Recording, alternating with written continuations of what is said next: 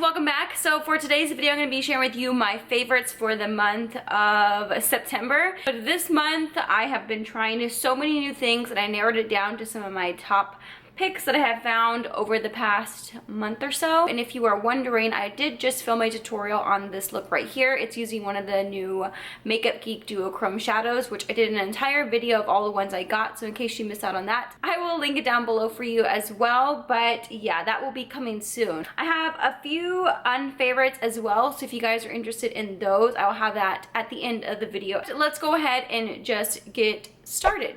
So the first thing I want to talk about is this huge bar of soap. This is actually a laundry detergent.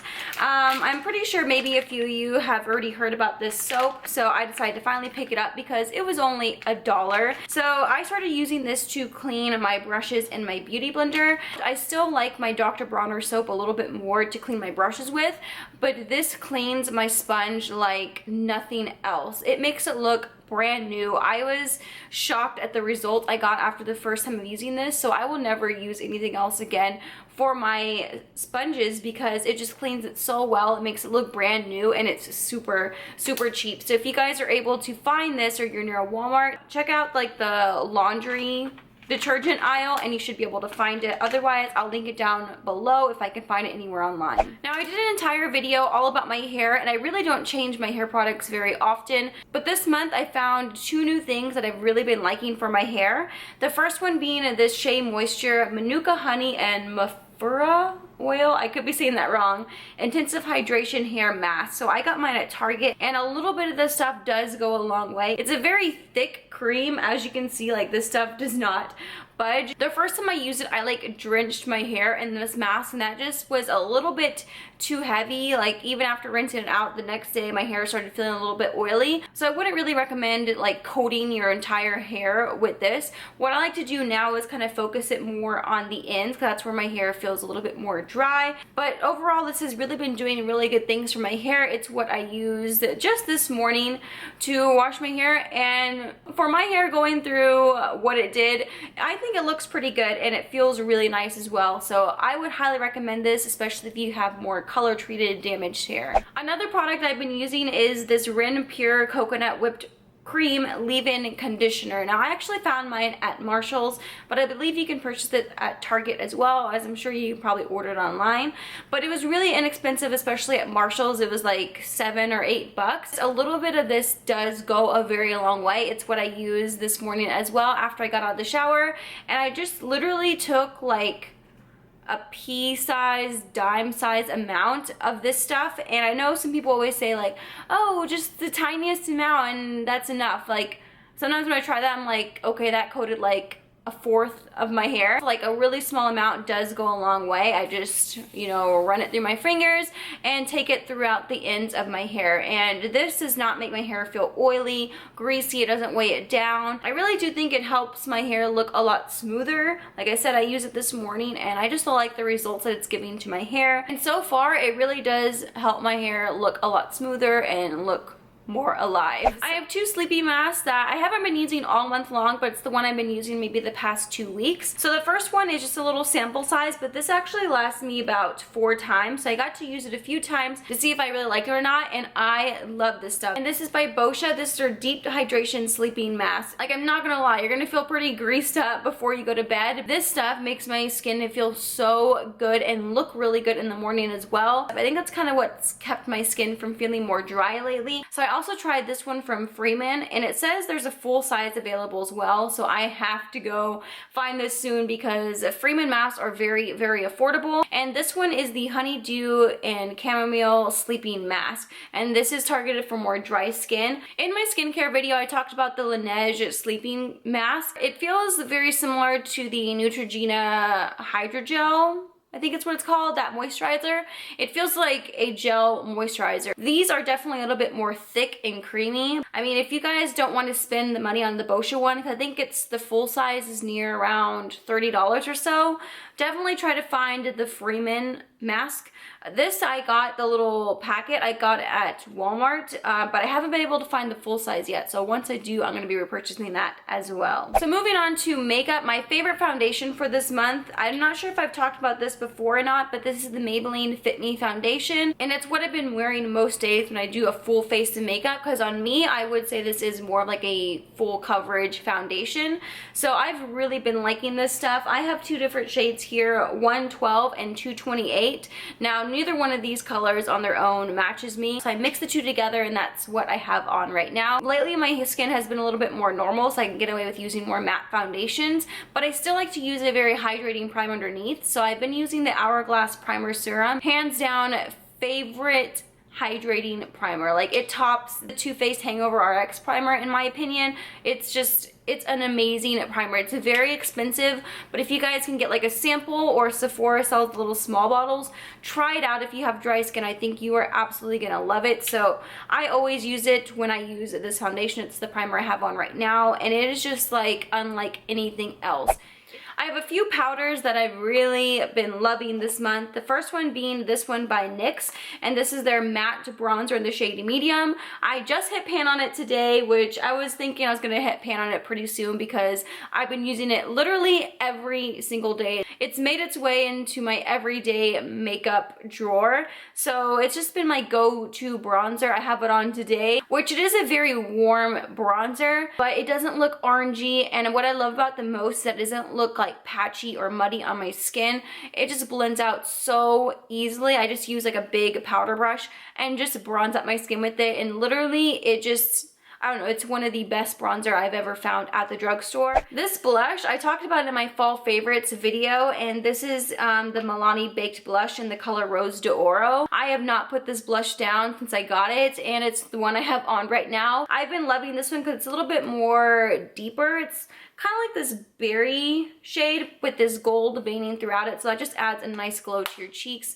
So I would highly recommend this one if you guys have not tried Milani blushes. They are amazing. Obviously, I had to mention the BECCA highlighter in Champagne Pop.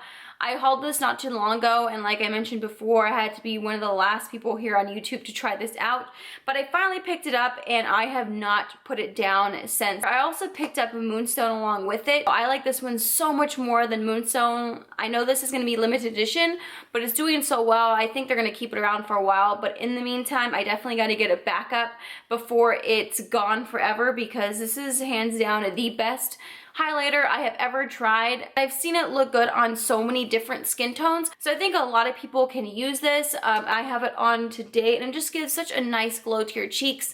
It is a tiny bit glittery. I know some people don't like it because of that, but me personally, I don't mind a little bit of sparkle. It just gives you that nice glow. Alright, so I have some eyeshadows to talk about, and I have a few single eyeshadows and this Morphe palette. And I did a couple of videos on it maybe over the past month or two. And this is the Morphe 35T palette. This was the one I've been reaching for most recently, and as you can see, it just has a nice range of colors. There's some neutrals, there's plums, golds, there's everything you would need if you like those more neutral colors. There's a ton of like all over the lid shimmery shades.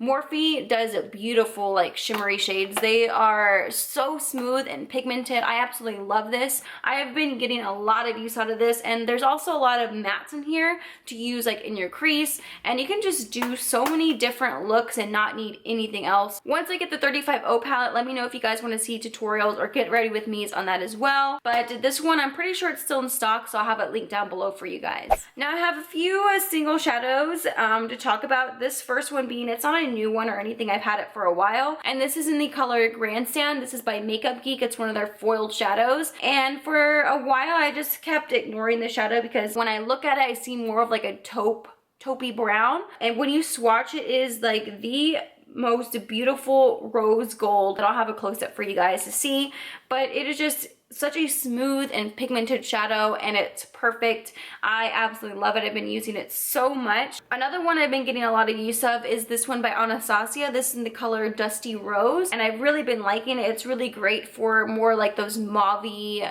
berry looks that I've been doing a lot lately. That's just perfect for in your crease or like as the transition shade. It's a really pretty like dusty rose color like the name says, but you can definitely build it up and kind of work it into your crease and it'll look like two completely different shadows. And another one from Anastasia is this one in the shade Fawn. This is a really nice shade for just like neutral everyday looks. It's perfect for like in your crease as a transition color, and I just love it. I'm getting a lot of use out of those. The last one I want to talk about is this one from INGLOT, and I feel like not a lot of people talk about INGLOT shadows. I have a few, but this is the one that I've been liking the most. This is in the number 335.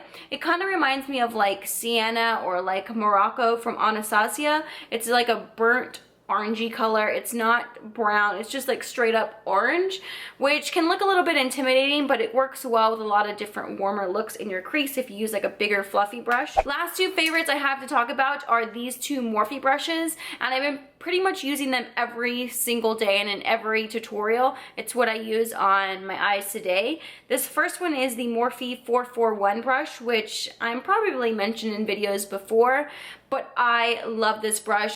I want to order like 3 more because I always end up using this. So it's the perfect crease brush after you've already done your transition shade. This is perfect to kind of build out that color and deepen up your crease. I love this brush. It just blends it out so beautifully and it just does all the work for you. And this one I have to mention, this is the M433 brush. This is pretty much an exact dupe for the MAC 217 brush, which I own.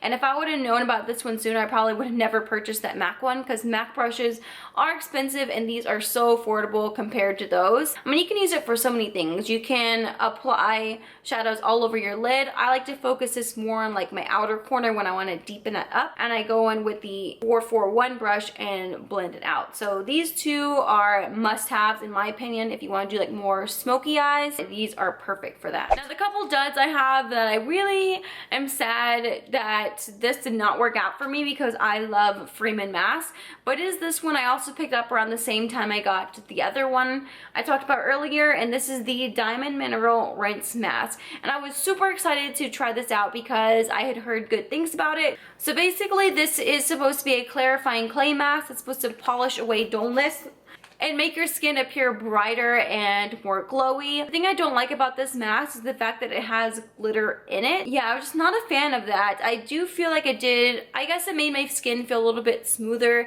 and look a lot brighter, but there was just little pieces of glitter all over my face. It just made me look really shimmery, which I personally was not a fan of, especially if I'm going to go in with makeup afterwards.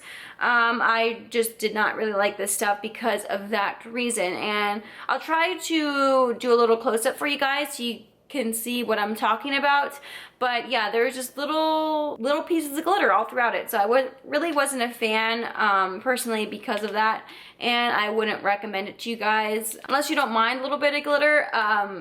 Then go for it. I mean, it was really cheap, so no big deal that it didn't work out. It was only like a couple bucks, but yeah, glitter, no go for me. And the last one I want to talk about, I only had 2 things. This is by NYX and their Illuminator. I did a like 1 brand tutorial using NYX products, and I used this highlighter in it, even though I already had used it before and I really didn't like it. I used it again trying to give it another shot, and I just really didn't like the way it looked on my skin.